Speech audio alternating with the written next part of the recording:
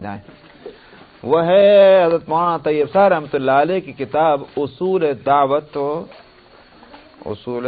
تبلیغ، اصول دعوت و تبلیغ، یہ ہوتا نام۔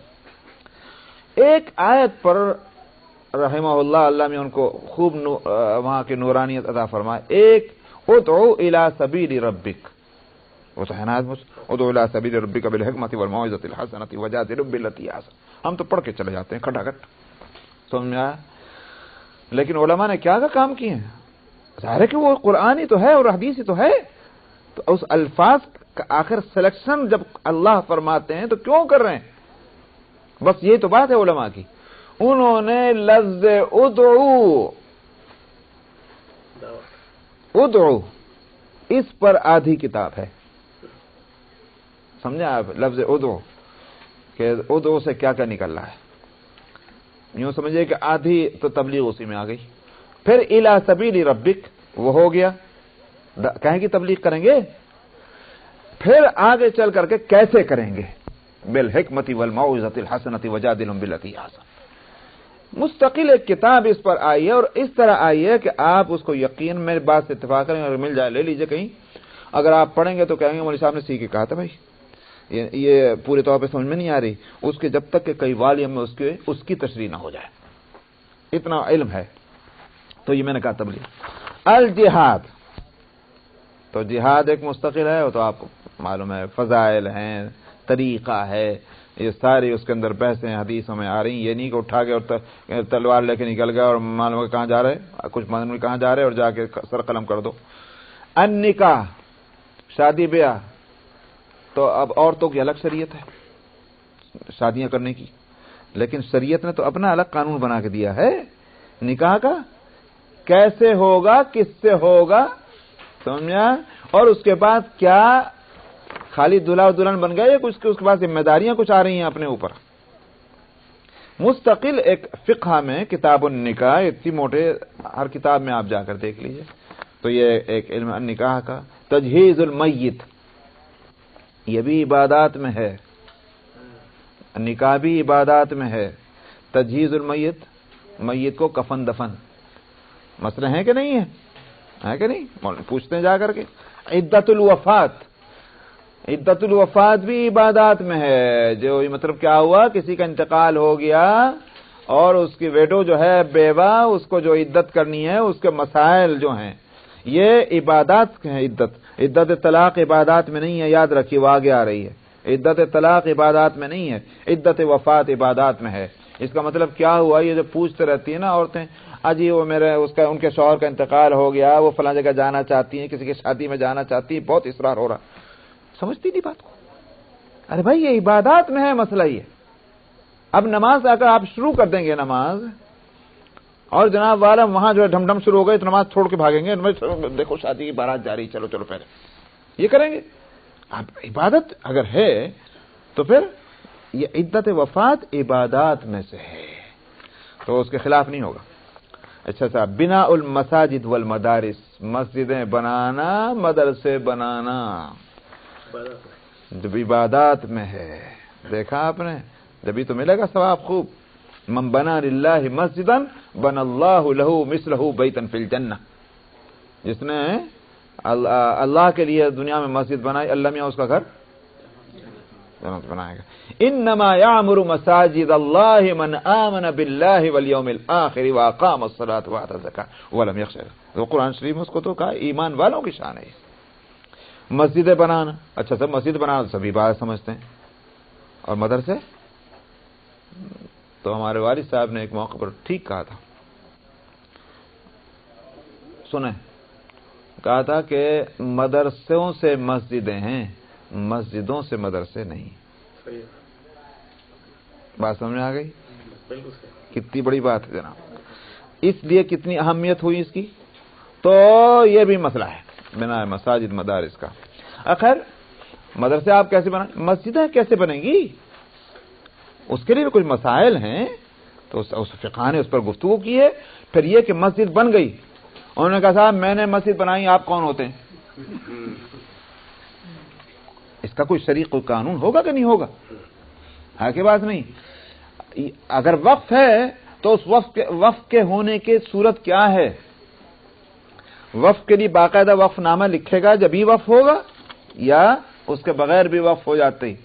میں نے کہا یہ مسائل ہیں، میں یہ عرض کر رہا ہوں، میں تفصیل میں نہیں جا رہا ہوں. یہ ایک مستقل ایک حصہ ہے کتاب الوقف کا. کتاب الوقف کے اندر مساجد کا مستقل ایک فقہا نے الگ اس کو کیا، اوقاف الگ، مسجدیں الگ، اسی واسطے. اچھا صاحب، اور یہ ہو گیا عبادات. اور اب آگے چلیں تو ہم اس میں آ رہے تھے، اوپر کو دیکھیں، اس میں ہے کیا ہے؟ ہاں جی، المعیشہ. معیشہ کیا مطلب ہے؟ جس کو آپ کہیں گے، یہ مطلب یہ ہے کہ لیونگ، زندگی گزارنا جو ہوتا ہے نا، اس میں آئیے. اب اس معیشت کے اندر آپ دیکھیں تو نیچے آ رہا البیوع، جہاں لکھا ہوا مل گیا جی، وہ جاتری لائن نہیں، یہ اوپر یہ الاکل والشرب، کھانا پینا، کیا چیزیں کھائیں کس طرح کھائیں، کیا چیزیں پئیں کس طرح پئیں. اللباس، اور اسی طرح سے الستر والحجاب، سمجھا؟ یہ بھی کتنا بدن کا کتنا حصہ چھپایا جائے، کتنا نہ، کتنا کھل سکتا ہے، اور اپنوں کے سامنے کتنا، پراؤں کے سامنے کتنا، وغیرہ وغیرہ. اسی طرح سے سونا، سونے کے بھی آداب ہیں، اور چلنا، چلنے کے بھی آداب ہیں. قضاء الحاجہ، یہاں تک کہ واش روم میں جانے کے آداب ہیں، ہے کہ نہیں؟ یہ مستقل سارے المعیشہ میں آتی. اسی طرح سے معاملات میں آئیے تو البیوع. البیوع، کتاب البیوع جو ہے، ہم تو ایک لفظ پڑھ رہے ہیں، لیکن اصل میں تو اتنا عظیم الشان ہے اور مشکل ہے، میرے نزدیک تو مشکل ہے واقعی. اس لیے کہ اتنی قسمیں اور اتنے مسائل فقہاء نے بھی تو کمال کر دیا کہ وہ سوچ کر کے. ایک تو یہ کہ جتنی بھی خرید اور فروخت، دکانداری کے اور بزنس کے جتنی صورتیں آج ہم سمجھتے ہیں کہ بس آج ہی ہیں، ایسا نہیں، بہت پہلے سے چلی آ رہی ہیں. انسانی دماغ نے بہت سی چیزیں گھڑی تھی، فقہاء نے ان تمام چیزوں کو لے کر کے اور اس کے جو ہے احکام لکھے. تو البیوع، الاجارہ، رینٹ کا مسئلہ، الزراع، کھیتی کا مسئلہ، الوراثہ اور الوصیہ. اس کو تو آپ انہیریٹنس انگلش میں ایک لفظ کہہ دیتے ہیں، لیکن یہ نہیں ہے کہ الوراثہ اور وصیت دونوں الگ الگ چیزیں ہیں. اسی طرح سے رہن رکھنا، رہن کا مطلب کیا ہوتا ہے؟ گروی، ہے نا. اسی طرح سے الوقف، کتاب الوقف آ گیا، وہ مسجد سے الگ ہے. الطلاق، جی تو طلاق کا مسئلہ ہے. نکاح سے زیادہ، کتاب النکاح سے بڑھ کر کتاب الطلاق ہے فقہ کی کتابوں میں. کتاب الطلاق کتاب النکاح سے زیادہ موٹی ہے. یہ ہے تو طلاق کا مسئلہ. الرضاع، رضاع کا مطلب کیا ہے؟ دودھ پلانا. اب دودھ پلانے سے جو رشتے اور ناطے اور اس کے وجہ سے جو چیزیں پیدا ہوتی ہیں، وہ بھی سب اسی میں آتی ہے، نہیں آتی. الحضانہ، الحضانہ کا مطلب کیا ہوا؟ جس کو آپ کہتے ہیں کسٹڈی، پرورش. ہم یہاں یہ ایک مستقل ہے. عدت الطلاق، یہ کہاں ہے عدت الطلاق؟ یہ آیا معاملات میں، معاملات میں آیا.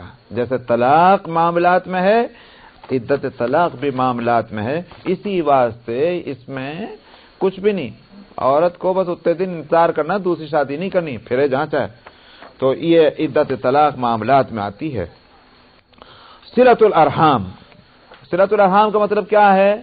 یعنی رشتہ داریاں جو ہیں، اس کے حقوق، باپ کے حقوق، ماں کے حقوق، بہن کے حقوق، خالہ کے حقوق، پڑوسیوں کے حقوق، چچا، تایا، پھوپھی، فلاں فلاں فلاں فلاں فلاں فلاں.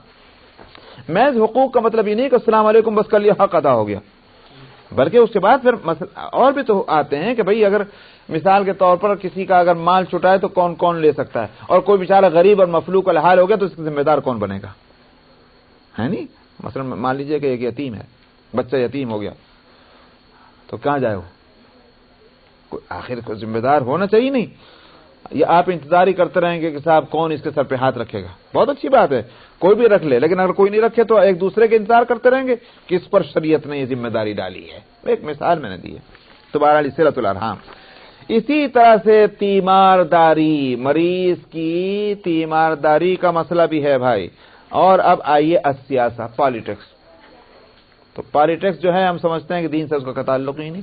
بھائی جب بے دینی کی پالیٹکس کرو گے تو دین سے کوئی تعلق نہیں، لیکن دین جو ہے جب ہم زندگی میں بے دین یوں کہیے کہ دین کے ساتھ ہم کو گزارنی ہے تو سیاست بھی آئے گی، اور سیاست مستقل اس پر کتابیں لکھی گئی ہیں، مستقل اس پر کتابیں لکھی۔ الامارہ اور القضاء، امارہ اور القضاء میں صاحب امیر جو ہیں امیر المومنین، ان کا انتخاب، ان کی صلاحیت، ان کی رسپانسبلٹی۔ اب ان کی رسپانسبلٹی میں آپ آئیے تو بیت المال آئے گا، بیت المال کی جو ریسورسز کیا ہیں، ان کے پھر استعمال کی صورتیں کیا ہیں، سمجھ میں آیا؟ لوگوں کے اگر وظیفے دینے ہیں، تنخواہیں دینی، وظیفے کیا مطلب؟ آپ کو پتا ہے پہلے بھی میں نے بتایا تھا، حضرت عمر رضی اللہ عنہ نے اپنی خلافت کے زمانے میں اتنی بڑی حدود مملکت میں ہے نہیں، جہاں افریقہ بھی آ گیا تھا نا، اوپر مصر وغیرہ سب، سیریا کہاں تک پہنچ گئے تھے، تقریباً ٹرکی کے بارڈر تک آ لیا تھا، اور ادھر جو ہے پورا ایران آ چکا تھا، سندھ تک پہنچ چکے تھے۔ اتنی بڑی حدود مملکت میں کیا حکم نافذ کیا تھا اور کیا قانون؟ جس دن کوئی بچہ کسی گھر میں پیدا ہوتا ہے اس دن سے اس کو وظیفہ ملے گا۔ آپ سمجھ سکتے ہیں اس بات کو؟ کتنا بڑا کام عمر نے کیا ہے، کوئی مثال نہیں اس کی، آج بھی نہیں ہے۔ ہزار آپ کمپیوٹر بنا کے بیٹھ جائیے کہ صاحب اتنا زبردست انتظام، جبکہ نہ ہوائی جہاز تھے، نہ ٹیلی فون تھے، نہ کچھ تھا، اور یہ کہ عمر کا حکم جب ہوتا ہے اس کا مطلب کیا ہے؟ وہ تو اس پر عمل نہیں ہے تو پھر در رہا ہے، کھال اتر جائے گی۔ حضرت عمر کے معاملہ یہ تھا۔ تو حدود مملکت میں جو بچہ پیدا ہوا اس دن سے اس کا وظیفہ ملنا چاہیے۔ یہ تو یہ امیر بننا آسان تھوڑا ہی ہے۔ الامارہ اور القضاء، اسی طرح قضاء کے اندر مسئلہ آئے گا۔ قاضی جب بنے گا تو پھر یہ کہ شہادات کا مسئلہ آتا ہے، پھر اس کے میں جو ہے کیا بولتے ہیں تعزیرات کا مسئلہ ہے۔ تعزیرات مطلب سزائیں، پھر تعزیرات بدنی ہے، مالی ہیں، پھر وہ حدود جو قرآن شریف کے اندر بیان کی گئی جو سزائیں وہ ہیں، اور کچھ قاضی کے اختیار میں۔ وہ قاضی کے اختیار کا مطلب نہیں جو من میں آیا کہہ دیا، اس کے لیے بھی ضابطے قائد ہیں۔ تو ایک بہت بڑا حصہ ہے، میں نے کہا کہ سیاست اور الامارہ اور القضاء کا۔ اب آپ آئیے اخلاق۔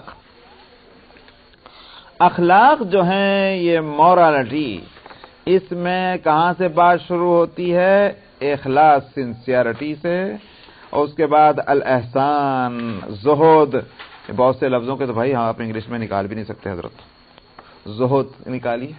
التواضع، الصدق، سچائی، الانابہ، توجہ اللہ، اور المخافہ، خوف باللہ، الشفقہ والرحمہ علی الخلق، پوری مخلوق کے ساتھ کس طرح کا برتاؤ ہونا چاہیے، مخلوقات۔ نبی کریم صلی اللہ علیہ وسلم ایک موقع پر تشریف رکھتے تھے، آپ نے فرمایا تمہارے بھائی جنات شکایت کر رہے ہیں۔ میں اس بھی کہہ رہا ہوں، جب ہم کہتے ہیں شفقہ الرحمہ علی الخلق کے معنی کیا ہوئے؟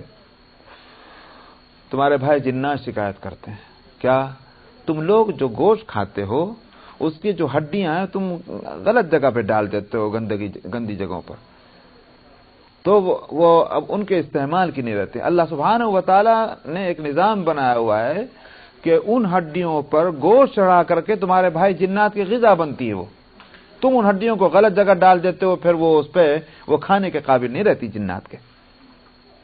سمجھ میں آیا کتنی بڑی بات ہے؟ دیوبند میں ایک صاحب، ان کا آپ نے وہ کتاب یہاں پڑھی، یہاں ہوگی رکھی ہوئی، دو تین کتابیں ان کی تھیں، انہی میں ان کی وہ مفید الوارثین ایک کتاب بھی ہے، اور بھی کئی کتابیں۔ میاں اصغر حسین صاحب رحمۃ اللہ علیہ، میری بسم اللہ انہوں نے کرائی تھی، چھوٹا سا تھا، مجھے بس اتنا یاد ہے، ایک لمبا سا قد تھا، یہ تھا وہ تھا، میری عمر ہی کیا تھی، 4 سال کی تھی۔ تو میاں اصغر حسین صاحب رحمۃ اللہ علیہ، اور یہ ہمارے والد صاحب کے تو استاد تھے اور محدث تھے، دیوبند کے پہلے محدث، لیکن ویسے مفتی محمد شفیع صاحب رحمۃ اللہ علیہ ان سب کے استاد تھے بھائی وہ۔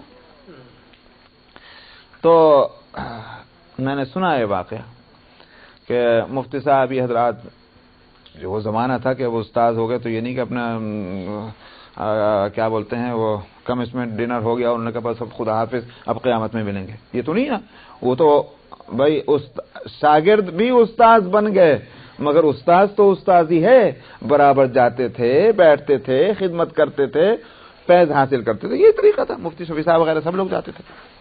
تو جناب وہ آم کا موسم،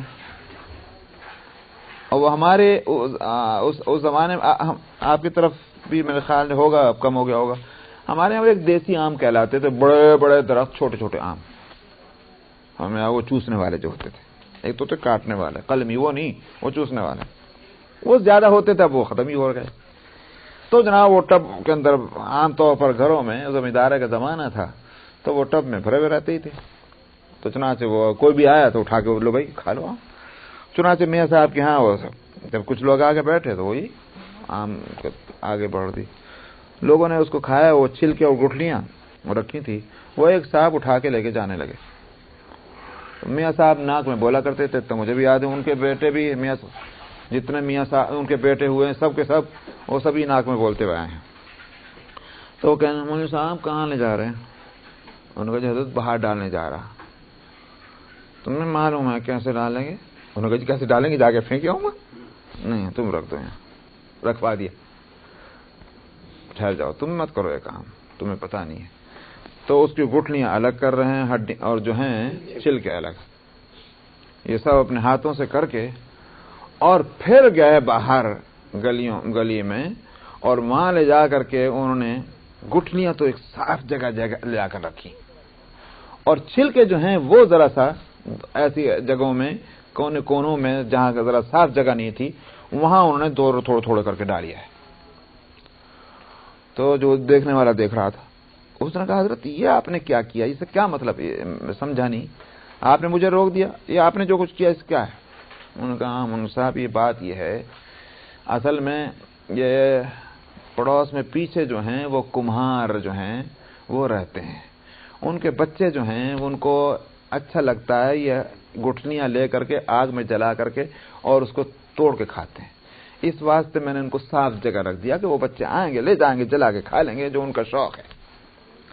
یہ جو چھلکے ہیں یہ کمہار کے گدھے کھاتے ہیں، تو میں نے ان کو ایسی جگہ ڈال دیا جہاں گدھے ہی آگے کھائیں، کوئی نہ کھائے، اور اس طرح مختلف جگہ اس لیے ڈالا ہے کہ ایک جگہ ڈھیر لگائیں گے، ہمارے پڑوس میں غریب بھی تو رہتے ہیں، ان کے غریب لوگ دیکھیں گے اتنے آم کھائے گئے، ان کے دل میں حسرت ہوگی۔ دیکھا؟ تو یہ ہے وہ شفقت اور الرحمہ علی الخلق، الاستعداد للموت وما بعد الموت۔ وہ تو آپ نے حدیث میں سنا ہی ہوگا کہ آپ نے فرمایا کہ ایک عورت یا ایک شخص جو ہے وہ کتے کی وجہ سے تو کیا ہوا جہنم میں، اور ایک وہ جو ہے بلی کی وجہ سے لگے جنت میں، ہوا کہ نہیں؟ وہ قصہ آپ نے سنا ہوگا، وہ جو بھی ہے، کیوں حضرت آپ 2 گھنٹے کا آپ رکھیں کہ سورہ الملک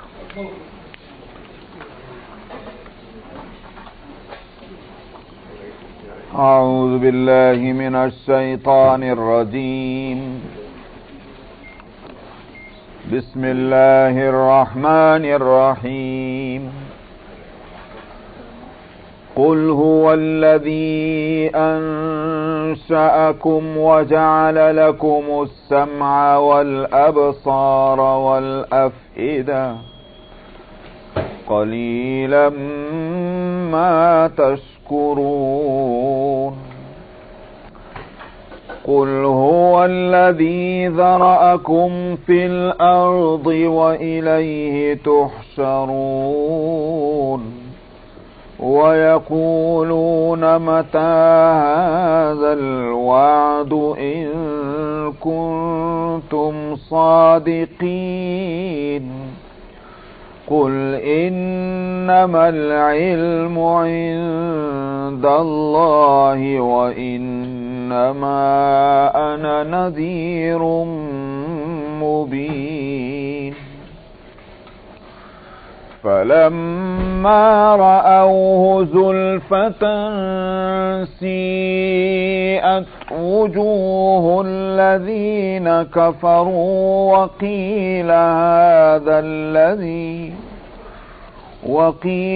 هَذَا الَّذِي كُنتُم كنتم به تدعون قل أرأيتم إن أهلكني الله ومن معي أو رحمنا فمن يجير الكافرين من عذاب أليم قل هو الرحمن آمنا به وعليه توكلنا فستعلمون من هو في ضلال مبين قل أرأيتم إن أصبح ماؤكم غورا فمن يأتيكم بماء معين صدق اللہ العظیم.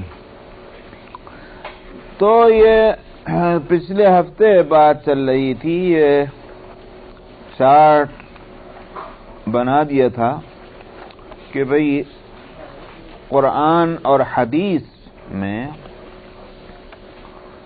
جو باتیں ہم کو اللہ اور اس کے رسول نے بتلائی ہیں، اگر ان کو ایک باقاعدہ فن کی شکل میں اگر سامنے لایا جائے، اس کے موضوعات اور اس کے ٹائٹلز اگر اس پر لگائے جائیں، اور ظاہر ہے کہ جب قرآن نے وہ بات بتائی تو انکمپلیٹ نہیں، حدیث نے بتلائی تو وہ بھی نامکمل نہیں، الفاظ چاہے مختصر ہوں لیکن ان میں پورا علم موجود ہے.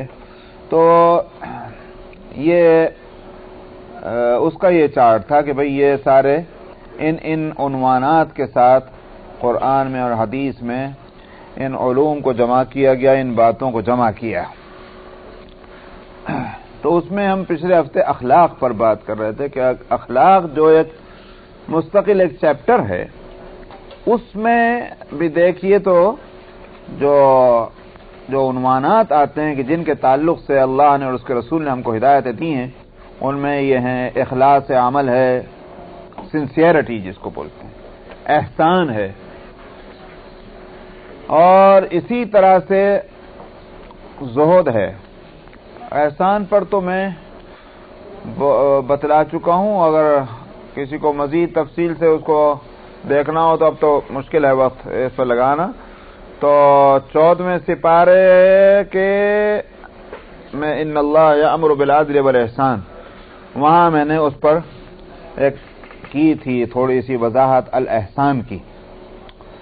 اچھا صاحب، الزہد کا جہاں تک تعلق ہے، زہد کے بارے میں لوگ یہ سمجھتے ہیں کہ فلاں آدمی بڑے زاہد ہیں. کیا مطلب ہے؟ اوہو، پھٹے ہوئے کپڑے پہنے ہوئے ہوں گے اور کپڑے جب سے فیکٹری سے آئے ہیں تب سے دوبارہ دھوبی کی یا کسی مشین کی صابن کی شکل نہیں دیکھی ہوگی، تو میں پاگلوں کی طرح پھر رہا ہوں گا. ہم نے کہا بڑے زاہد ہیں. یہ واحد بات ہے. زہد کا تعلق ان باتوں سے نہیں ہے. سمجھ میں آیا؟ اس لیے کہ نبی کریم صلی اللہ علیہ وسلم اور حضرات صحابہ سے بڑھ کر کون ہوگا؟ ہر اچھے وصف کے اندر جس وصف کو بھی آپ اچھا کہتے ہیں اس میں اللہ کے رسول مرکزی مقام پر ہیں، صحابہ جو ہیں پوری امت میں سب سے اعلی مقام پر ہیں. تو زہد بھی آپ کے، تو آپ کی خود کی جو اپنی زندگی تھی، آپ دیکھتے ہیں کہ صاحب بالوں میں کنگھی ہو رہی ہے، بالوں میں تیل لگ رہا ہے، آپ سرما بھی استعمال کرتے ہیں، آپ خوشبوئیں بھی استعمال کرتے ہیں، یہ ساری چیزیں. تو یہ کیا بتا رہا ہے؟ گندا پلیت آدمی رہے. ایک صحابی کو آپ نے دیکھا، جوان آدمی تھے، تو معمولی کپڑے پھٹے ہوئے ایسے، آپ نے فرمایا تمہارے پاس کچھ ہے نہیں کیا؟ عرض کیا یا رسول اللہ، اللہ کا دیا بہت کچھ ہے. فرمایا تو اللہ اپنی نعمت کا اثر دیکھنا چاہتے ہیں. جب اللہ نے تم کو کچھ دیا ہے کہ تم نے اپنی حالت کیا بنا رکھی؟ اب سمجھ میں نہیں آتی بات لوگوں کی. وجہ اس کی یہ کہ صحیح علم ہمارے پاس ہے نہیں. قرآن کو ہم ہاتھ نہیں لگاتے, حدیث کو ہاتھ نہیں لگاتے. جو دوسروں سے باتیں ہوا کے دوش پر ہمارے کانوں میں پہنچ جاتی ہیں, وہی ہمارا عقیدہ اور ہمارا نظریہ بن جاتی ہیں. تو اصل میں ہندوستان میں رہے تو ہندوؤں کی باتیں کانوں میں پڑتی نہیں, اور دوسری جگہ پہنچے تو دوسری جگہ یہاں تک کہ عیسائیوں تک کی باتیں کانوں میں آتی رہی. ان لوگوں کا تصور دین کے بارے میں وہ ہے کہ جس کا خود یوں کہیے کہ وہ ناقابل قبول ہے. وہ اللہ نے جو نظام دنیا کا بنایا اس سے اس کا کوئی تعلق نہیں ہے, وہ سب میچ نہیں کرتی وہ باتیں. ان کے یہاں کیا ہے کہ بھئی با کمال ہے, کمال اور اللہ سے تعلق قائم کرنا, اور اس کی تو ایک ہی صورت ہے, اور وہ یہ کہ ساری چیزوں کو لات مارو اور بس اس کے بعد تم اللہ کے ہو جاؤ. تو پھر ساری چیزوں کو لات مارو تو اللہ میں نے وہ چیزیں بنائی کیا کو تھی؟ اللہ نے کو لات مروانے کے واسطے تمہیں دنیا میں بھیجا تھا کہ لات مارنا جو چیزیں میں نے بنائی تھی. قل من حرم زینت اللہ التی اخرج لعباده والطیبات من الرزق قل هي للذین آمنوا فی الحیاۃ الدنیا خالصۃ یوم القیامہ. آپ نے فرمایا آپ کہہ دیجئے کس نے اللہ کی زینت بنائی ہوئی زینت کو کس نے حرام کیا؟ جس کو اس نے اپنے بندوں کے لیے ہی نکالا تھا نا, اخرج لعبادی, اور اچھے پاکیزہ کھانے رزق کس نے حرام کیا؟ مطلب یہ کہ لوگوں نے اس کو سمجھ لیا کمال یہ ہے کہ یہ چیز مت کھاؤ. کیوں نہ کھاؤ؟ اس لیے کہ بڑی مزیدار چیز ہے. مزیدار چیز کھانے میں جو ہے یہ کمال نہیں ہے, ایسی چیز کھاؤ جو بے مزہ ہوتی. یہ تو عجیب بات ہو گئی. سمجھ میں آئے؟ یہ اس کا تعلق دین سے کچھ نہیں ہے. یہ ہے مطلب والطیبات من الرزق قل ہی للذین آمنوا فی الحیاۃ الدنیا. آپ کہہ دیجئے چیزیں ایمان والوں کے واسطے دنیا کی زندگی میں, اور آخرت میں تو خالصتاً ہی نہیں کی ہوں گی. یا تو ان کو نعمت مت کہیے, اور جب نعمت ہے کہیں گے تو پھر ایک مومن کو, ایک مسلم کو اس سے محروم کرنے کے معنی کیا ہو گئے کہ آپ کا کمال اسی میں ہے کہ ان کو لات مار دو. یہ تو عجیب بات ہوئی. نعمت کو لات مارنے کا مطلب کیا ہوا؟ ہاں نعمت ہونی چاہیے, حرام طریقے سے اس کو کمایا گیا, حاصل کیا, وہ نعمت ہی نہیں, وہ تو زحمت ہے, چاہے کتنی مزیدار ہو. تو نعمت جو ہے, جو حلال طریقے پر جو چیز آئی ہے اس کو نہیں گویا یوں کہیے کہ اس کا حاصل کرنا یا اس کا اپنے پاس رہنا بے کمالی کی بات نہیں ہے. تو یہ ہے اسلام کے تحت. تو اب زہد کیا بنا پھر؟ سمجھ میں آیا؟ زہد کے معنی جو ہیں وہ, اس لیے میں ساری تقریر کرنی پڑی. کتاب الزہد کے اندر یہ جب چیپٹر آتا ہے کتابوں میں تو اس میں بات آتی ہے اس طرح کی کہ نبی کریم صلی اللہ علیہ وسلم کے یہاں ایک مہینے تک آگ نہیں جلی. بالکل صحیح ہے, لیکن اصل یہ چیز نہیں ہے. آپ کے یہاں آگ نہیں جلی, اصل چیز یہ ہے کہ جب آگ نہیں جلی تو آپ پر کیا گزری, یہ ہے اصل وہ زہد. کچھ سمجھ آ رہا ہے؟ فرق نہیں سمجھ آ رہا ہے؟ اگر آپ واویلا کرتے ہوتے, ہائے ہلا کرتے ہوتے, تو آپ کے یہاں چاہے 10 سال بھی آگ نہ جلتی تو اس کا نام زہد نہ ہوتا. لیکن آپ کے یہاں آگ نہیں جلی تب آپ ویسے, اور آپ کے یہاں جناب والا خزانے کے خزانے آ کر مسجد کے اس زمین کے اوپر ڈال دیے گئے تب بھی آپ کی حالت وہی رہی. اس کا نام زہد ہے. کہ آدمی جو ہے, جس کا مطلب کیا ہوا کہ دل ایک کشتی ہے, اس دنیا کے سمندر میں وہ تیرے گی تو اس کا نام کشتی ہے, ڈوب جائے گی تو کیا ہوگا؟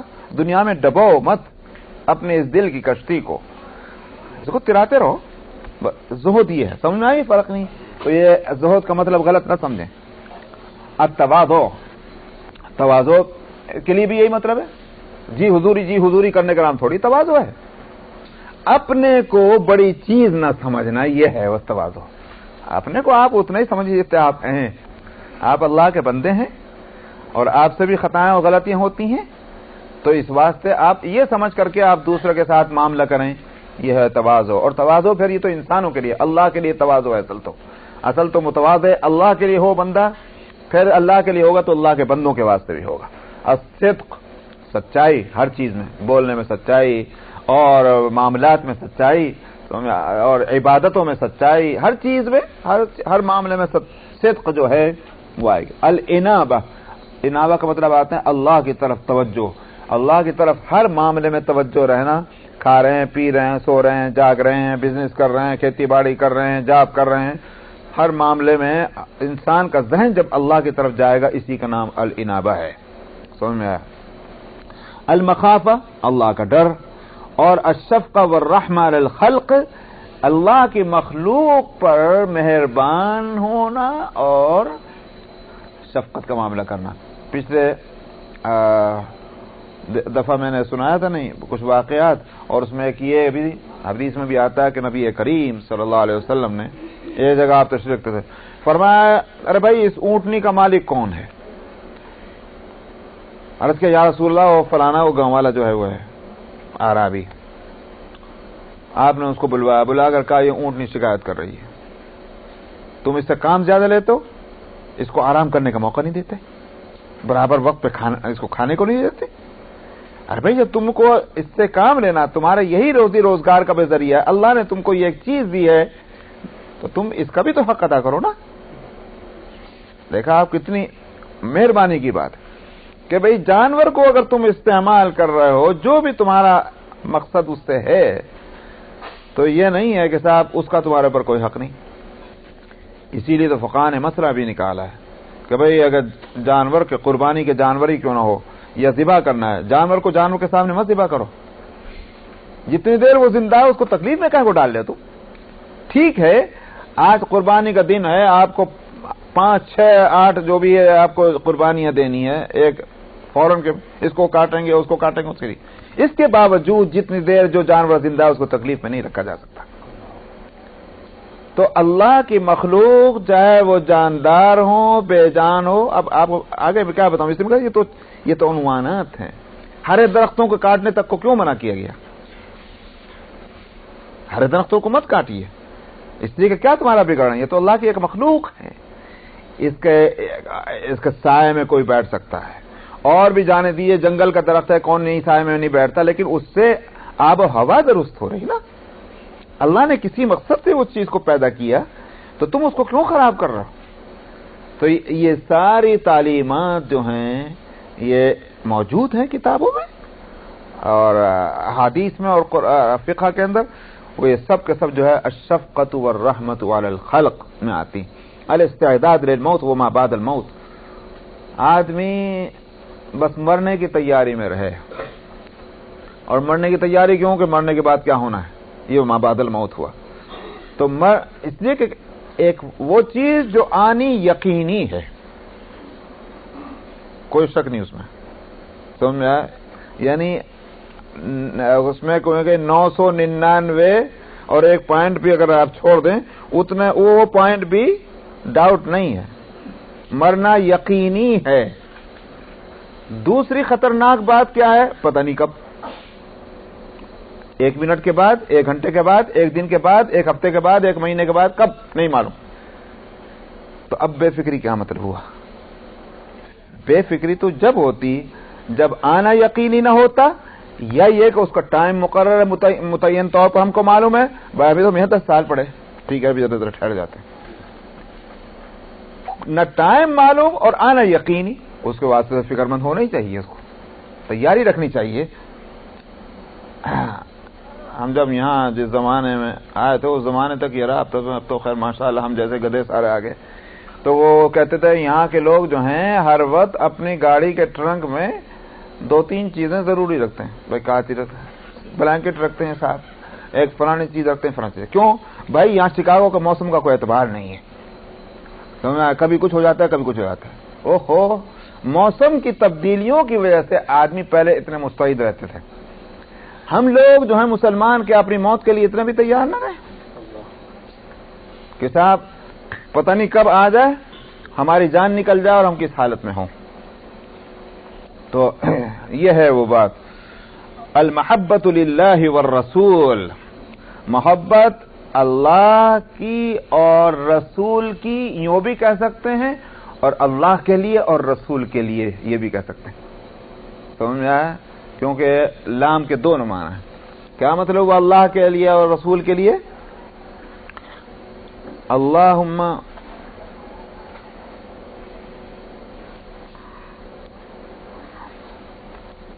اللہم اجعل حبک و حب من یحبک، اے اللہ ہمارے دل میں فی قلوبنا حبک و حب من، اپنی بھی محبت ڈال دے اور جس سے آپ محبت کریں اس کی بھی ڈال دے۔ بات تو یہ ہے جس سے وہ محبت کریں وہ بھی اس لیے پیارے ہو جائیں کہ یہ محبوب کے محبوب ہیں۔ اسی لیے حدیث میں آتا ہے کہ جب بندہ اللہ کی عبادت، اطاعت، فرما برداری میں فرائض اور واجبات سے آگے بڑھ کر نوافل تک پہنچ جاتا ہے تو اللہ سبحانہ و تعالی اس کو اپنا محبوب بنا لیتے ہیں، اور عرش اٹھانے والے فرشتوں کو فرماتے ہیں میں نے فلانے بندے کو اپنا محبوب بنا لیا، تم بھی محبت کرو۔ وہ بھی محبت کرنے لگتے ہیں، پھر وہ 7ویں آسمان والوں تک بات پہنچاتے ہیں کہ اللہ نے اور ہم نے فلانے انسان کو محبوب بنا لیا، تم بھی محبت کرو۔ وہ بھی محبت کرنا شروع کر دیتے ہیں۔ پھر وہ 6 آسمان والوں پر بات پہنچاتے ہیں، ہم سب نے اور ہمارے اوپر جتنے سب نے فلانے بندے سے محبت کی ہوئی ہے، اس کو محبوب بنایا، تم بھی محبت کرو۔ وہ ہوتے ہوتے آسمان دنیا اور پھر وہاں سے جو زمین پر اور فضاؤں میں جو فرشتے ہیں ان تک وہ پیغام پہنچ جاتا ہے۔ پھر وہ فرشتے اللہ کے نیک بندوں کے دلوں میں بھی بات ڈالتے ہیں، فلانا بندہ جو ہے اس سے محبت کرو، سمجھا؟ اور وہ محبوب خلائق بن جاتا ہے۔ دیکھی نہیں کبھی صورت، نام سنا ہے مگر محبت ہے کہ نہیں؟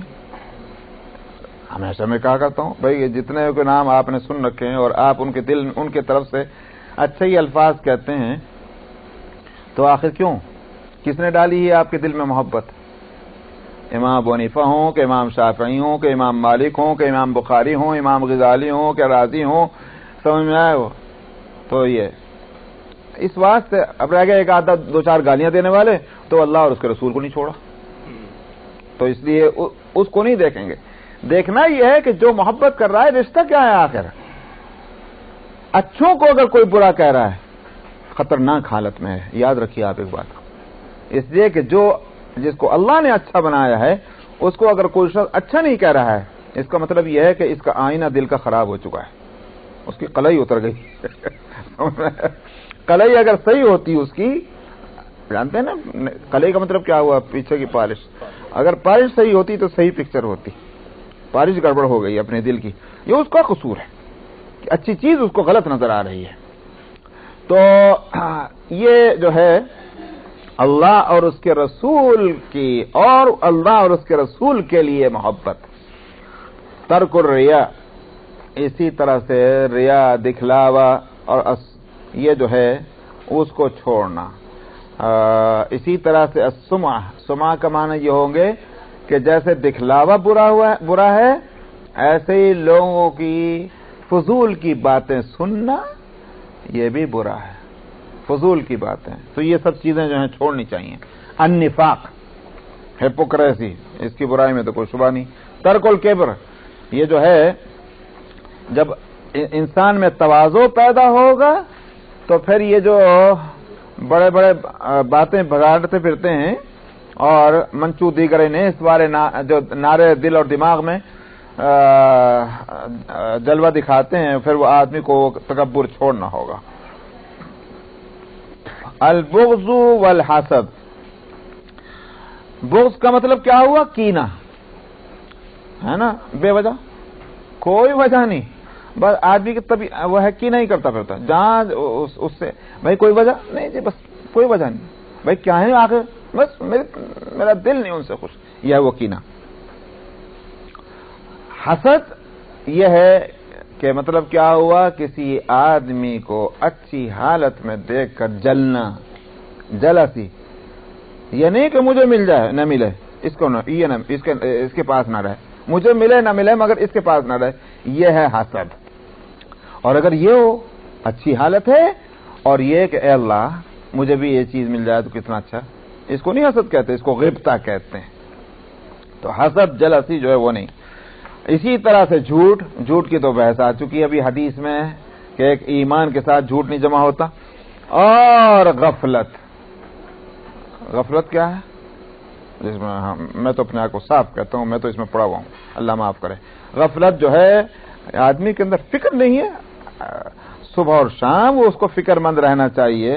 وہ غفلت جب ہوتی تو پھر فکر نہیں ہوتی. حب الدنیا و کراہیت الموت، دنیا کی محبت جب بڑھتی ہے تو موت اتنی ہی بری ہوتی جاتی ہے، یعنی موت کا ڈر اتنا ہی بڑھا ہے. ہر بات میں کیسے ڈرے گا، ارے موت نہ آ جائے، ارے موت نہ آ جائے.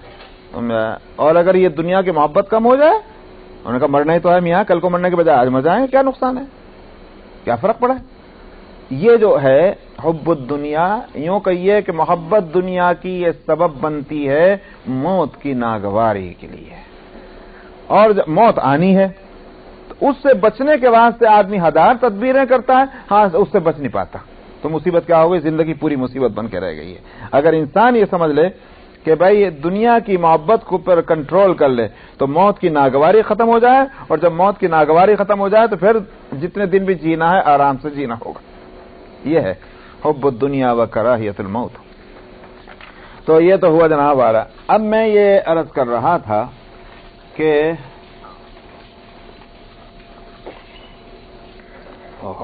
آج نہ جلدی اذان دے دو کوئی، کہ یہاں جو مسئلہ آیا ہے اس آیت میں،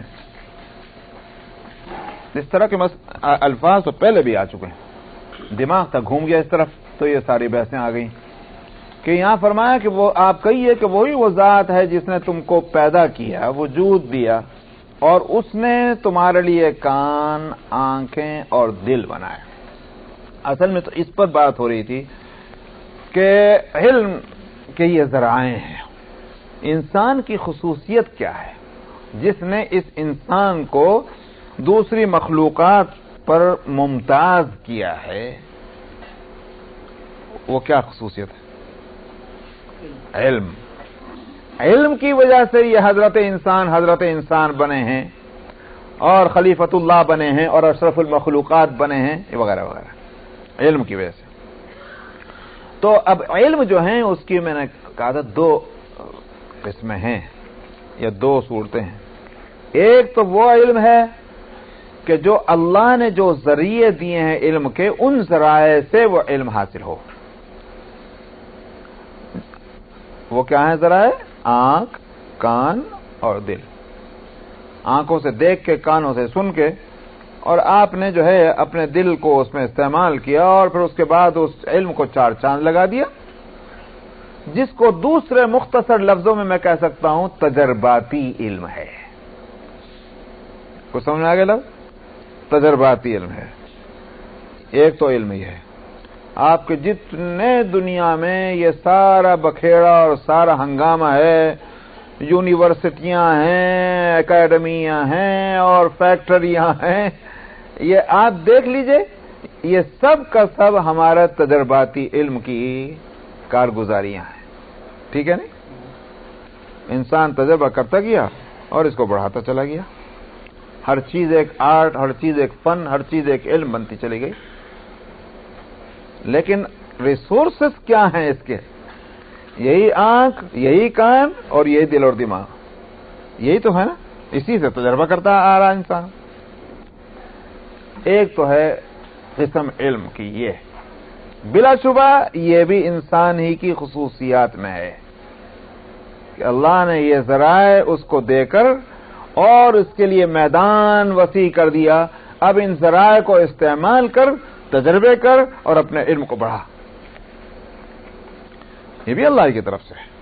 وَجَعَلَ لَكُمُ السَّمْعَ، اور اس کو سورہ الانسان میں فرمایا کہ اِنَّا خَلَقْنَا الْإِنسَانَ مِن نُطْفَةٍ أَمْشَاجٍ نَبْتَلِيهِ فَجَعَلْنَاهُ سَمِيعًا بَصِيرًا. ہم نے اس کو نطفے سے پیدا کیا اور اب دیکھ لو کیا ہے، سمیع اور بصیر ہیں. تو یہ اللہ کی بہت بڑی نعمت ہے، کوئی شبہ نہیں. مگر بہرحال یہ ایک قسم ہے، یوں کہ یہ ایک علم ہے تجرباتی جو آنکھ اور کان اور دل ان سارے ذریعوں سے حاصل ہوا، اور ایک علم ہے جو اللہ کی طرف سے براہ راست آیا، وہ کسی تجربے کی بنیاد پر نہیں، اس کا تعلق کسی تجربے سے نہیں ہوتا. وہ سمجھ آ رہی؟